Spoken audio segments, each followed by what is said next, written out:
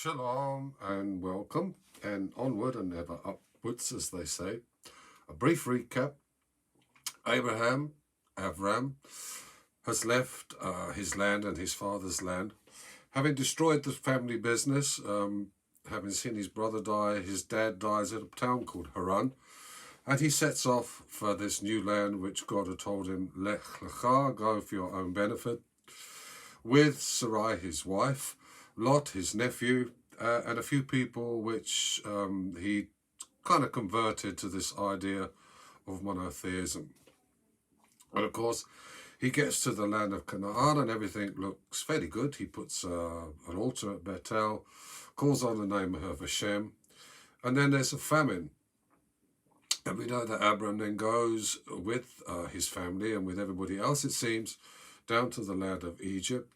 Tells a few half stories about his wife, because she was obviously quite good looking. He's fearful that the king of Egypt, Pharaoh, would actually take Sarai into his harem, that if he said the truth, that, oh no, she is my wife, then Pharaoh would have Abraham killed to get Sarai. So as we know, it was a half-truth, because Sarai was his half-sister. And that didn't go down at all well. Hashem afflicts Pharaoh and his people.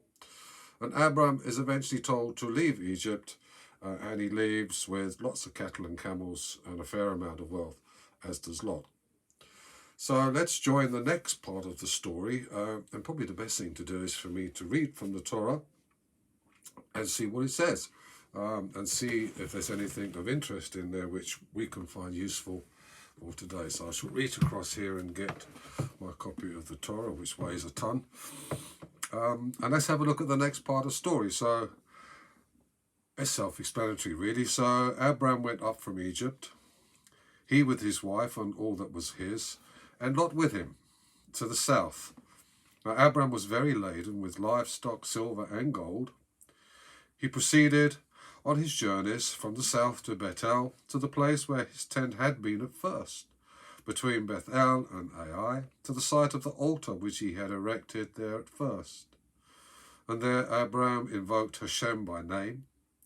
Also Lot, who went with Abram, had flocks, cattle, and tents, and the land could not support them dwelling together, for their possessions were abundant, and they were unable to dwell together. And there was quarrelling between the herdsmen of Abram's livestock and the herdsmen of Lot's livestock. And the Canaanite and the Perizzite were then dwelling in the land. So Abram said to Lot, please let there be no strife between me and you, and between my herdsmen and your herdsmen, for we are kinsmen. Is not all the land before you? Please separate from me. If you go left, then I will go right, and if you go right, then I will go left. So Lot raised his eyes and saw the entire plain of the Jordan that was well watered everywhere, before Hashem destroyed Sodom and Gomorrah. Like the garden of Hashem, like the land of Egypt going towards Zoar. So Lot chose for himself the whole plain of the Jordan, and Lot journeyed from the east. Thus they parted one from his brother. Abram dwelled in the land of Canaan, while Lot dwelled in the cities of the plain, and pitched tents as far as Sodom, which, as we will find out later, was not the best place to pitch a tent, or the best place to be. So what's the main gist of that story? Well,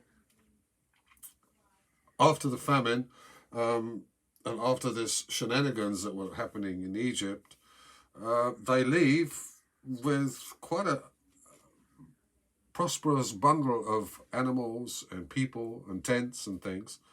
And of course, it doesn't say there, but we know that Abraham also left with Pharaoh's daughter, Hagar, an Egyptian princess. And that's another major part of the story, which we'll come to, I'm sure, in the future.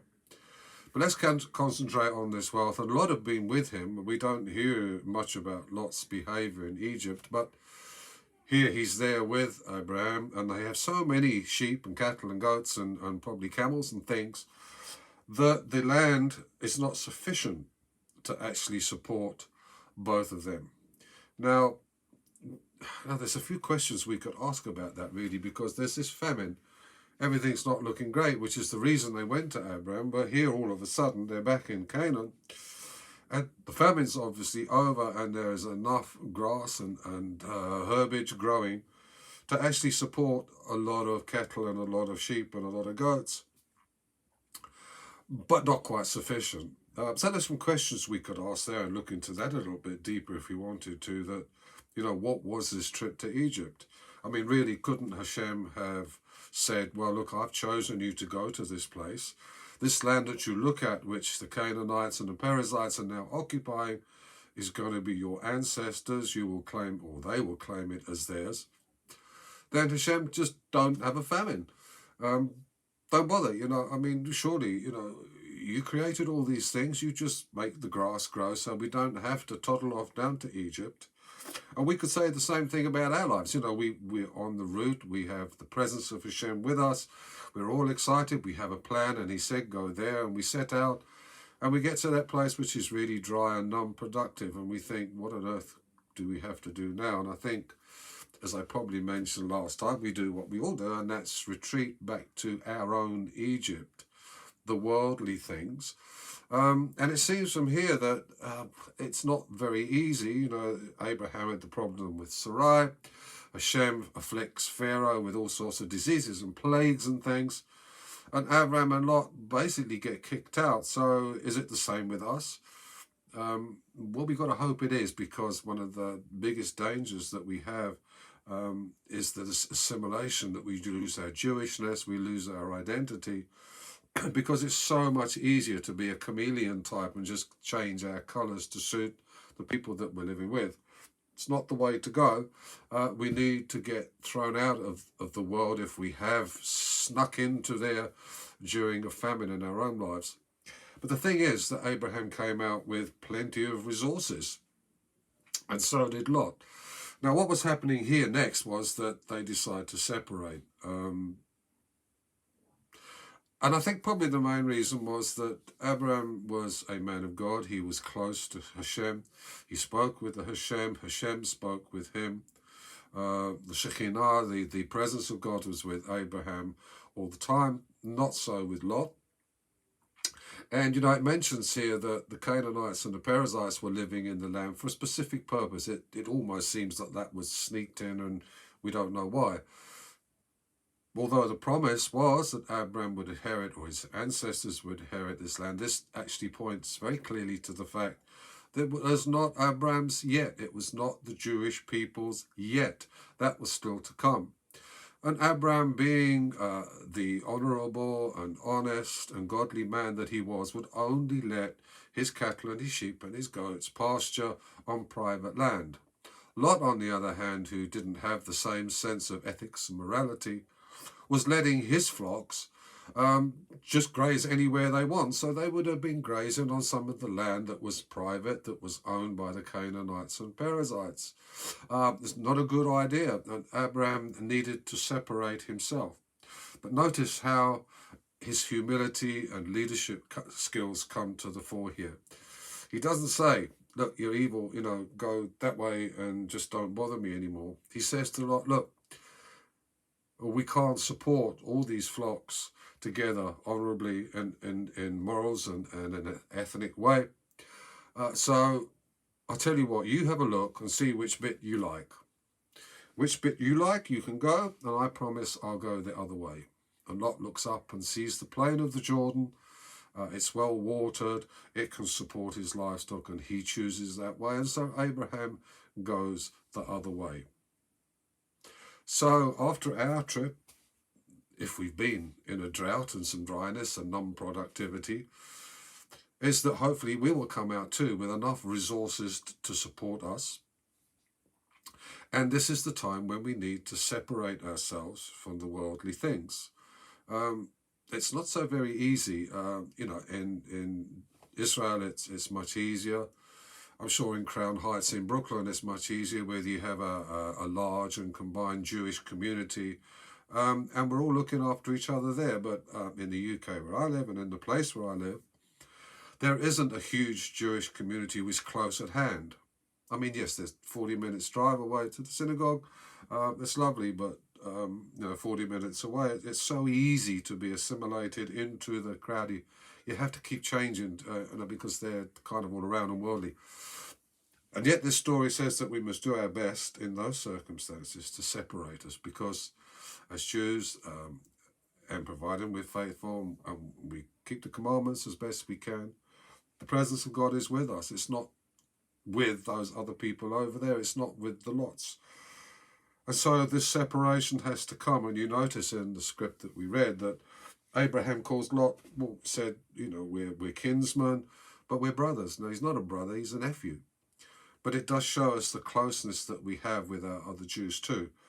That if they're not living, or people are not living in terms of our morals and ethics and the code that we have, we don't cast them off as complete strangers. We separate ourselves, but still understand that they are brothers. They're created in the image of Hashem. And, we need to keep that closeness, although we're distant. We see this with Avram, is that separation allowed Avram to have the strength and the resources and the presence of God, that when Lot later on gets into a huge amount of trouble, then Abraham does not keep that separation. He's there ready to help and do whatever he can under the circumstances. And I think it's what we need to do as well, that we need to keep our identity. We need to keep our closeness and relationship with Hashem. We need to set ourselves aside from the worldly things which are not godly, but be ready to step in whenever we can, whenever it's needed. And as we approach the High Holy Days, we're all looking forward to them, I know, especially a 25-hour fast around Yom Kippur, which I say I love, but every year I think, oh no, really? But once we get there and experience it is a wonderful experience. So we have Rosh Hashanah, Yom Kippur, we got Sukkot after that, Atzeret, and Simchat Torah, Shemoneh Atzeret at the end of the Sukkot, which incorporates Simchat, a wonderful time of rejoicing, and a few bevies, no doubt, dancing round the bema, carrying Torah scrolls to finish the whole thing off. So these things come on one on top of each other. So what better time to think about reinforcing and rediscovering, if we have to, our Jewish identity. Such an important thing to do. So I'm going to be encouraged to do that, and I hope you are too. So until next time, and further stories about Lot and his misdeeds and what happens to him, cheerio for now, and shalom.